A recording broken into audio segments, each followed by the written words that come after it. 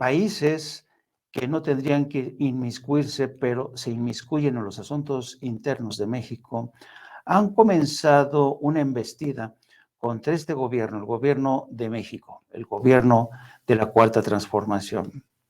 Pero antes permítanme hacer un recuento breve de cómo esta derecha, que había avanzado, caminado por distintas veredas en América Latina, en Europa y en Estados Unidos, había ido cada quien a lo suyo.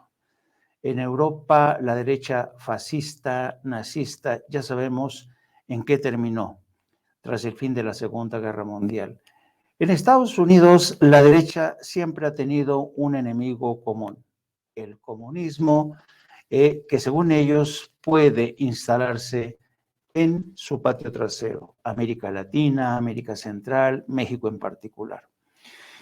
Pero ahora, tras una cascada de cambios de gobierno en América Latina, me refiero a Brasil, me refiero a Colombia, me refiero a Honduras, me refiero a México, a Chile, se han producido interesantes conjunción de líderes políticos de Europa, de Estados Unidos y México, y todos ellos se han puesto de acuerdo para impulsar lo que ellos consideran la reconquista de la derecha en todo el mundo.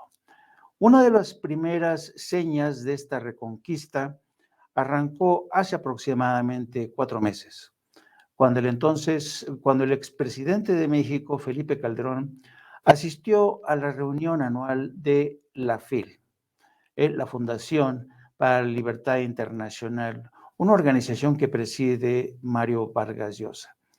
En aquel momento, esta reunión, este cónclave de la derecha de España y México, encontró en Felipe Calderón uno de los principales adalides justamente para tratar de recapturar el terreno que han perdido en América Latina en general, pero también en México en particular. Vayamos a ver cómo en aquel entonces Felipe Calderón ya daba avisos de cómo la derecha de todo el mundo se estaba preparando, estaba conspirando para retomar el poder en América Latina y en México. Vamos a escuchar parte de este discurso de Felipe Calderón, prometiendo que así como la izquierda, según aseguró, utiliza el foro de Sao Paulo, la derecha tiene que utilizar foros como el de la FIL para lanzarse en esta campaña de reconquista y regresar, lo dijo el propio Felipe Calderón en esta locución, como el Cid campeador. Escuchemos lo que dijo en aquel momento Felipe Calderón. No solo se desconoce la legitimidad, sino se persigue a los adversarios. Se nos persigue más bien. El principal candidato opositor a López Obrador, independientemente de mis discrepancias con él, está perseguido y protegido en Estados Unidos por acusaciones absurdas. Yo mismo tengo 6 carpetas de investigación en mi contra de carácter penal, de las cosas más ridículas que luego les puedo platicar. Tercera prueba, entonces, no cumple con el criterio democrático en esta. Tercera prueba, se tolera o se fomenta la violencia. En México se tolera que grupos de presión bloqueen 40 días la línea ferroviaria más importante del Tratado de Libre Comercio. La línea ferroviaria que va de Lázaro Cárdenas en el Pacífico hasta Kansas City en Estados Unidos, bloqueada 40 días por grupos de presión. Las carreteras tomadas por grupos que cobran a los turistas en la carretera dinero y el gobierno lo tolera. Y no es ni siquiera lo más grave en la materia. Creo que lo más grave, a mi juicio, es la política que el propio presidente anunció desde campaña respecto de la delincuencia, que se llama abrazos, no balazos. Partiendo de la tesis que un servidor, que es la afirmación de esta narrativa que ha tomado el poder, de que es una equivocación combatir a la delincuencia con la fuerza de la ley y del Estado, entonces la alternativa es no combatir a la delincuencia. Y el Ejército, las Fuerzas Armadas tienen instrucciones del presidente de no combatir a la delincuencia, de hacer patrullajes, pero no enfrentarlos. Hay videos en que se humilla a los soldados cuando son agredidos por ladrones de gasolina, por criminales que son perseguidos, los soldados, y tienen la orden de no responder. Esto ha provocado algo que me parece un problema medular en México, que es la captura del Estado por parte del crimen organizado. Es decir, hay regiones del país que hoy están ya en manos del crimen organizado y el narcotráfico. Las filtraciones del archivo digital del Ejército Mexicano, que se filtraron, valga la redundancia, hace unas 3 semanas, revelan informes del Ejército, por ejemplo, que en varios estados, por cierto, todos gobernados por Morena, el partido del presidente, el crimen organizado ya tiene el control de las autoridades de justicia y de la seguridad pública. Hay un estado donde se designó jefe de la policía y de la Secretaría de Seguridad Pública al jefe de un cártel. Y ese estado lo gobernaba en ese momento quien es ahora el secretario de Gobernación en México. Esta captura del estado, por ejemplo, el jefe del estado, el Comando del Norte en Estados Unidos, en una comparecencia en el Senado americano, dijo que calcula Estados Unidos que el 35% del territorio mexicano está ya en manos del crimen organizado. Y esto lleva, por supuesto, al efecto de que México vive la ola de violencia más alta. A mí se me ha criticado mucho por eso, pero hoy están muriendo en México asesinados casi 100 personas al día. Casi 3 veces más que al final de mi gobierno tan criticado. Otra cosa, el cuarto y último, perdón que me extienda, si el poder amenaza o restringe las libertades civiles, incluyendo las de la prensa. Restringe libertades civiles, sí.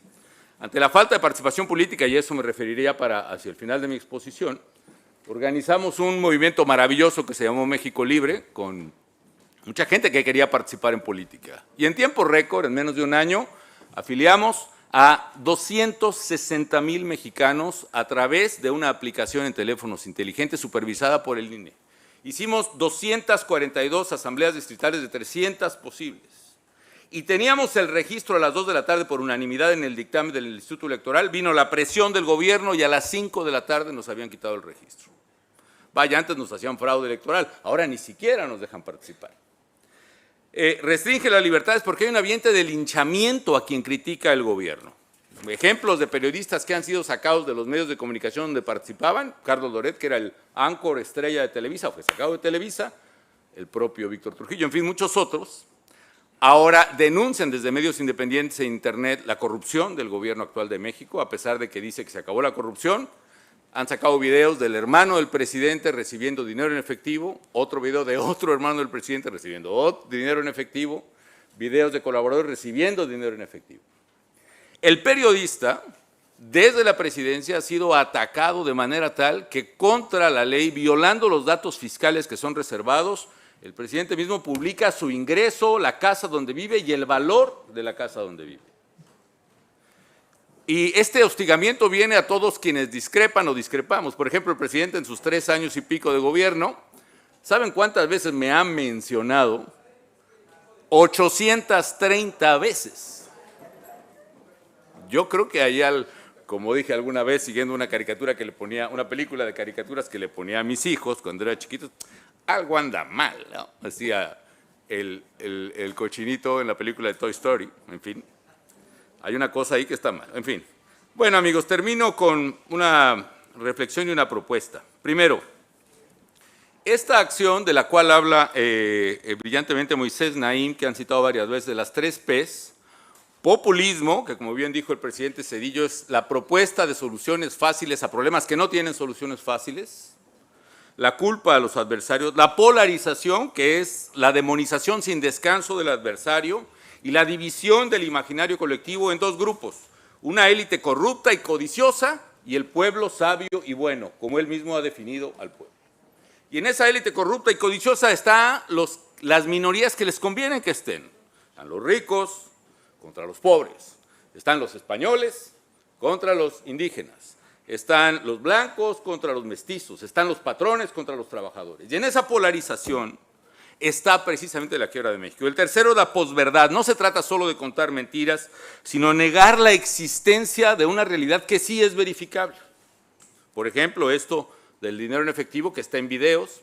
Se acaba de publicar un libro que se llama El Rey del Cash, donde la pareja sentimental del secretario particular del presidente durante muchos años denuncia que durante casi 10 años recibió cada semana maletas de efectivo en la oficina del entonces candidato. Está la confesión del propio presidente que cuando vio un video de eso se dijo, bueno, sí, pero nosotros recibíamos dinero para el movimiento como Miguel Hidalgo y Morelos en la independencia. Es una prueba confesional. En fin, y sin embargo la respuesta ha sido ahora ante este libro apabullante es, no tiene ninguna evidencia de que eso haya ocurrido. O lo que dijo el presidente, ¿saben cuántos mexicanos murieron midiendo lo que se llama el exceso de mortalidad durante la pandemia? Es decir, el número de mexicanos que murieron por encima del promedio de los últimos 3 años, 720,000 mexicanos, la mayor mortalidad en la historia de México, por lo menos en los últimos 200 años, más que en la revolución, desde luego. Y sin embargo, el presidente dice y su gente que México es un ejemplo para el mundo en el manejo de la pandemia. Es decir, hay una realidad que no existe y la realidad que es demostrable con datos desaparece. Finalmente, la propuesta. ¿Qué hacer? A mí cuando en la calle me ven, presidente, qué gusto, etcétera, etcétera. ¿Qué vas a hacer? ¿No? Haz algo. Digo, no, señora, ¿tú qué vas a hacer? ¿No? Yo ya hice, yo ya le gané, ¿no? Una vez o dos, dicen que le gané dos, una. Vamos a hacer. Y lo que necesitamos hacer es participación ciudadana masiva en México y en América Latina, que es la gran ausencia. Nosotros somos culpables de un divorcio brutal entre política y ciudadanía. Y curiosamente, yo le he dicho a mis alumnos, política y ciudadanía son sinónimos. Política viene del griego polis, que significa ciudad, y ciudadanía viene del latín civitas, que significa también ciudad. Política y ciudadanía son características, condiciones de una persona que están separadas, y en esa separación está la tragedia de América Latina y creo que de muchos países. ¿Y qué tenemos que hacer? Tenemos que hacer que los ciudadanos sean políticos. Mi padre decía que la política es tan importante que no podemos dejársela a los políticos. Hay que participar. Y que los políticos entiendan y sean los propios ciudadanos. Y para ello hay varias cosas que hacer. Primero, ahí lo mencionaron los empresarios en la mañana, Nicolás, Dionisio, magníficas exposiciones. La educación, ¿dónde están? La educación, pueden intervenir en educación, hay que formar en política y hay que quitar este prejuicio estúpido, perdón la palabra, de que la gente buena no se mete en política, de que la gente honrada no se mete en política, de que la gente venerable no se mete, tienen que meterse en política con todo, con todo. Y eso implica ¿qué? Que cuando eso ocurra tendremos a una posibilidad, quizá no de detener esta maquinaria de destrucción que está en México y en América Latina, pero sí sostener lo que va a ser una larga marcha en el desierto, a mi manera de ver. Si la política es eso, entonces tenemos varias opciones. Primero, hay que abrir a fuerzas los partidos políticos existentes que se han cerrado. Yo digo que el PAN le pasó la tragedia de los cadeneros. En México, cuando hay un centro nocturno, en mis tiempos eran discotecas, ahora se llaman antros. ¿Quién tiene el poder? El cadenero. Es el que está en la puerta con la cadena. Y él dice quién entra. Y en el PAN, en aquella larga marcha del desierto de 70 años, bajo el otro autoritarismo, el esfuerzo era por traer a los mejores y más brillantes al boticario del pueblo, al maestro universitario, al empresario. La mayoría, solo uno de 10 aceptaba, pero con esos fue mejorando la militancia y los candidatos del PAN. Ahora, sin embargo, cierran la puerta a los ciudadanos. ¿Por qué? Porque llegamos al poder, cerraron la puerta y no entran los mejores y más brillantes, entran los peores, los que pueden dominar, que tienen una calidad moral menor cada vez. Por eso hay una bajamarea cultural y de liderazgo personal, liderazgo social, liderazgo político, liderazgo ético de los dirigentes y candidatos del PAN y de todos los partidos. Tienen que abrirse las puertas y por eso propongo que haya una apertura, que los partidos PAN, PRI, PRD, MC simultáneamente se pongan de acuerdo para abrir el mismo día y organizado por el INE las puertas de sus partidos. Que el que quiera se considera centro izquierda, que vaya al PRD, el que es centro derecha, que vaya al PAN, y el que es MC, que vaya hasta el PRI, que abra, hasta Morena. Necesitamos renovar como agua fresca los partidos políticos, y si los partidos no se abren, que es la garantía de perder, tiene que haber entonces nuevas organizaciones políticas que por monopolio los partidos solo las permiten hacer cada 6 años, después de la elección presidencial, un absurdo. En fin, ¿qué más? Y termino. Necesitamos primarias para elegir un candidato único en la oposición. voto directo, pero no donde Morena pueda usar su aparato electoral para manipular la elección, sino con este padrón renovado de los partidos. Y finalmente, planeación estratégica. ¿De quién? De nosotros. Miren, ellos conspiran, ellos se juntan, tienen el Foro de Sao Paulo, tienen estrategia, metodología, tienen narrativa, tienen recursos. Y nosotros, si no es por Mario Vargas Llosa que nos invita, no nos reunimos. Aquí hay una irresponsabilidad estratégica, y hablo de empresarios. Por supuesto, Nicolás, estoy de acuerdo, los empresarios y los líderes en general de nuestros pueblos tienen una gran culpa en lo que está pasando. Cuando nosotros nos fletamos a luchar contra esto que se venía en la Organización de México Libre, no hubo apoyo, salvo honrosísimas excepciones de esos empresarios que tienen mucho dinero que a lo mejor se los van a quitar por uno. Y nosotros no nos importó ni poner nuestro patrimonio, no el matrimonio, el patrimonio a Margarita y a mí, que lo perdimos, no importa, no nos arrepentimos, ni arriesgar la vida como lo hemos arriesgado toda la vida, etcétera. Pero ya basta, no es yo que voy a hacer como expresidente, ustedes qué van a hacer, todos qué vamos a hacer. Pongámonos a pensar estratégicamente, fuerzas, debilidades, oportunidades, dónde vamos a romper esa muralla. Y que esas reuniones como esta que celebro nutran nuestro sueño otra vez de ser una América Latina próspera, justa, democrática, una América Latina comprometida con el medio ambiente, una América Latina que sea ganadora, no mediocre, una América Latina que puede ser, y que nos hagan estas reuniones como a mí me hacen hoy, y agradezco mucho, que renazca en nosotros, no el Quijote que fuimos en aquella noche de 1996, cuando aceleramos la transición en México. A mí lo que no me gusta del Quijote es que se enfrenta, cree que son gigantes y en realidad son molinos de viento. Yo lo que sí veo, sí son gigantes de a de veras, cíclopes de a de veras, huichilopostlis que devoran a los suyos de a de veras. Que sea mejor y que volvamos a ser y que renazca en nosotros aquel Cid campeador que ganaba batallas contra enemigos reales y que incluso las ganaba después de muerto. Muchísimas gracias.